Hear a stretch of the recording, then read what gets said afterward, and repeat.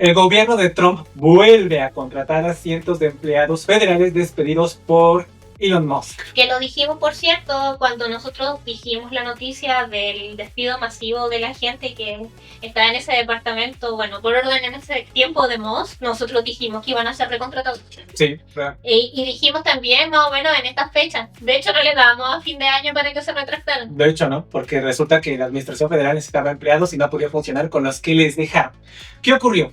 La Administración de Servicios Generales, GSA por sus siglas en inglés, ha dado a los empleados que gestionaban espacios de trabajo gubernamentales hasta el final de la semana para aceptar o rechazar la reincorporación, según un memorando obtenido por Associated Press, que es prácticamente un organismo de noticias internacional sin fines de lucro, ¿ok? O sea, es apolítico, no está casado con ningún gobierno de ninguna nación.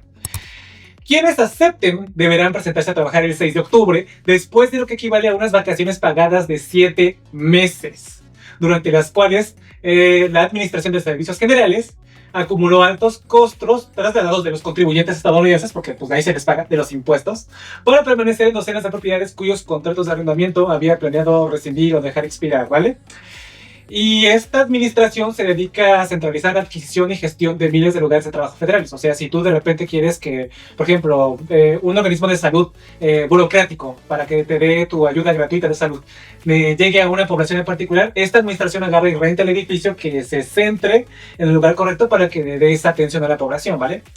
Pero resulta que cuando vino Doge, se encontró con que había muchos empleados y les quiso despedir cerca del 75% de ellos. Muchos, demasiados. Demasiados, ¿vale?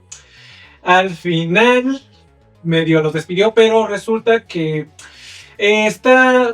fueron despedidos y no fueron despedidos, porque fue una especie de reasignación diferida donde aceptaron una renuncia voluntaria y en la cual se les iba a despedir como que a futuro, pero mientras tanto sí iban a seguir recibiendo su, ¿cómo decirlo?, su salario, debido a que también tienen algún tipo de sindicación, y entonces no... Sí, estaban bien amarrados, o sea, por mucho que cualquiera viniera y dijera, ¡tú despedido!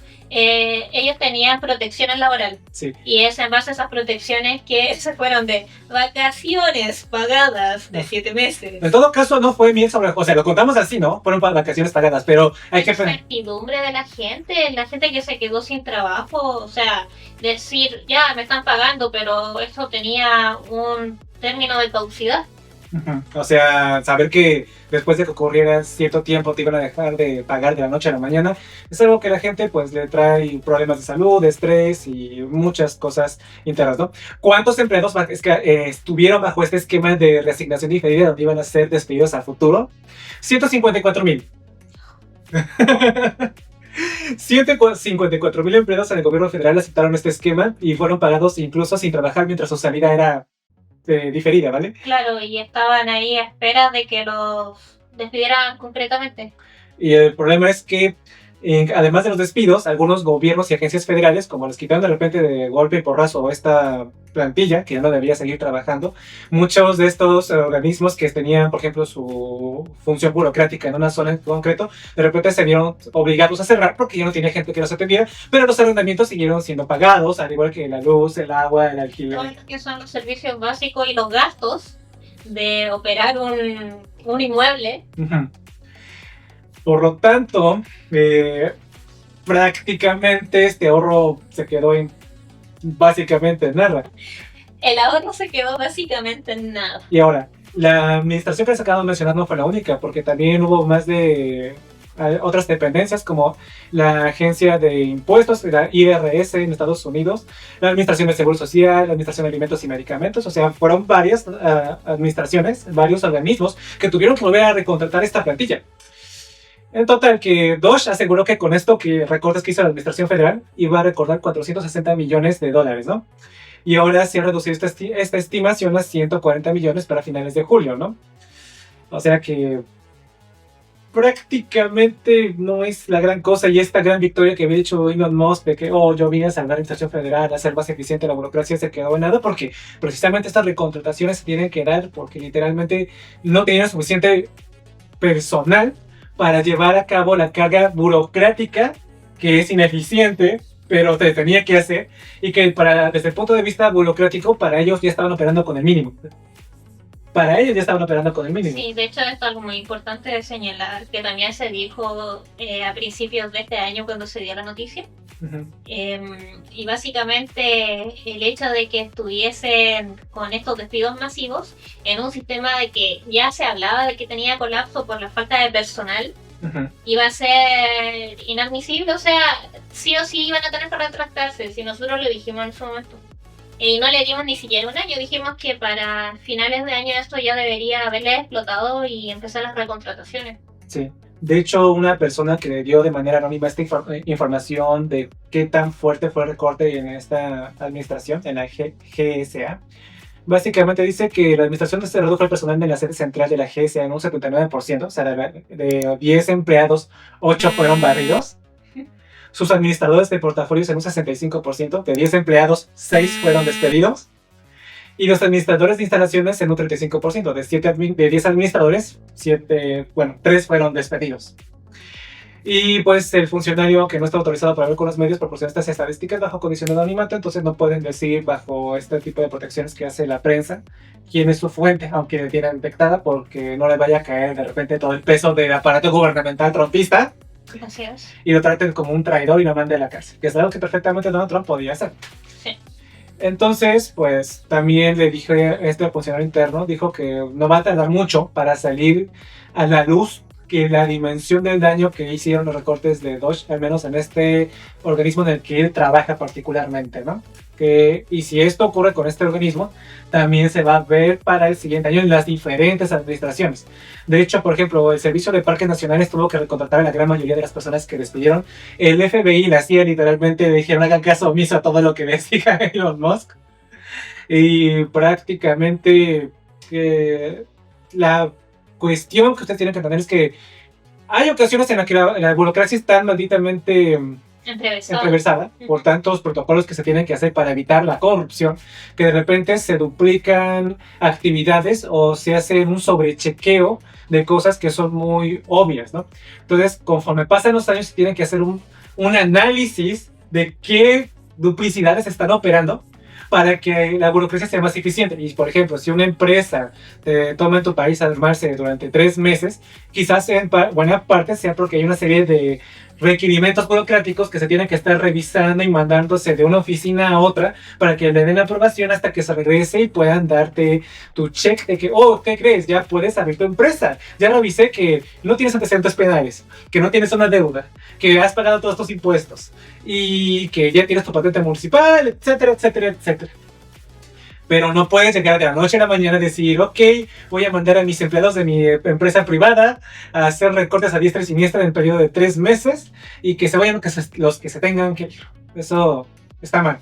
No, eso es absurdo y lo dijimos en su momento. Aquí mi pregunta real respecto a esto es, se supone que funcionó para el propio Musk como favor político porque él había estado siendo perseguido por casi todas las empresas a las que le metió mano. E hizo estos recortes, hizo estos cambios significativos para que él se viera tranquilo de operar. Uh-huh. Pero funcionó, ¿realmente funcionará? Porque si yo volviera a incorporarme, honestamente sería una razón adicional para que él persiguiese. Esto es personal, Musk. Sí, esto... Honestamente, si yo tengo un cargo de poder dentro de la burocracia estadounidense, esta persona, Musk, te la tengo jurada. Y no solamente yo y cada uno de los organismos a los que tú nos jodiste durante todo este año, te la tengo jurada, Musk. Sería algo como eso. De hecho, sí, en el programa que hablamos de Ecos Financieros, donde dijimos por qué Musk está haciendo estos recortes, vimos que tenía una serie de problemas con organismos gubernamentales. Eran como 7. Como 7 o 9, no me acuerdo cuáles eran. Está el sistema de justicia, los de aviación y transporte, y también de... Está lo de las ayudas humanitarias. No, los de ayudas humanitarias que se enfocó mucho en cancelar.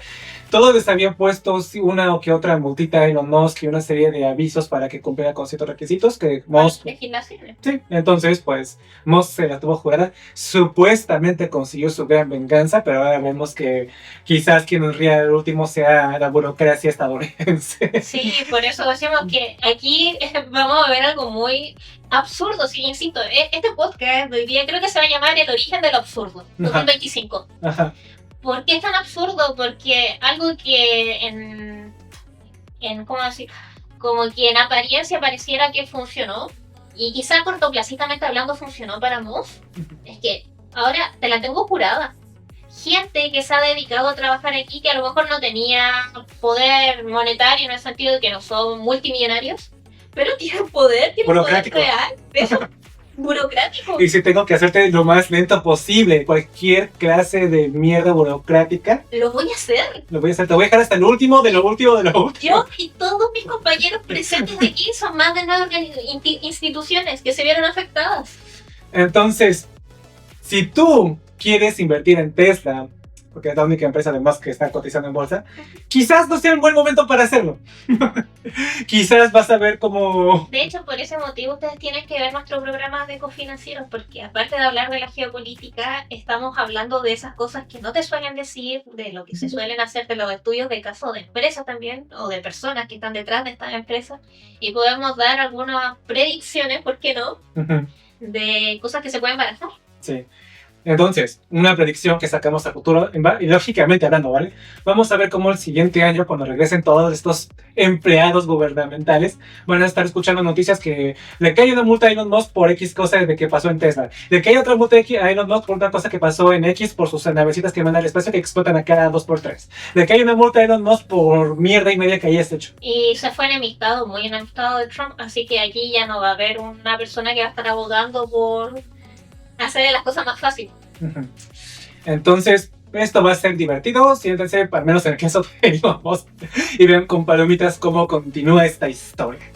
De momento, parece que la burocracia y los empleados estadounidenses van a tener su grandiosa venganza. Sí, y aquí es la burocracia estadounidense versus Trump, versus Musk, la revancha. La revancha. Cuando creímos que la historia estaba contada, regresará. Sí, porque aquí no se la tienen jurada a Trump. Después de todo, Trump utilizó un chivo expiatorio llamado Musk, muy bien jugada la pieza, Sí, para que fuera el enemigo común número 1. sí, porque recuerden que realmente el artífice de que estos despidos, que ahora ya no se van a ejecutar, fueran hechos fue el propio Trump. Él Que es- quería conseguir bajarle fuerza a algunas instituciones que quiere privatizar. Ujú. Quiere hacer negocios con algunos socios que han apoyado su carrera política, son favores políticos, y que ha ganado con esto que la gente se desuscribiera del planeta, como pasó con el último huracán. Que las instituciones quedaran en crisis para dar una falsa evidencia de que no está funcionando, que el Estado se encargue de ellas y por eso deben ser privatizadas. ¿Por quién? Por mis amiguis.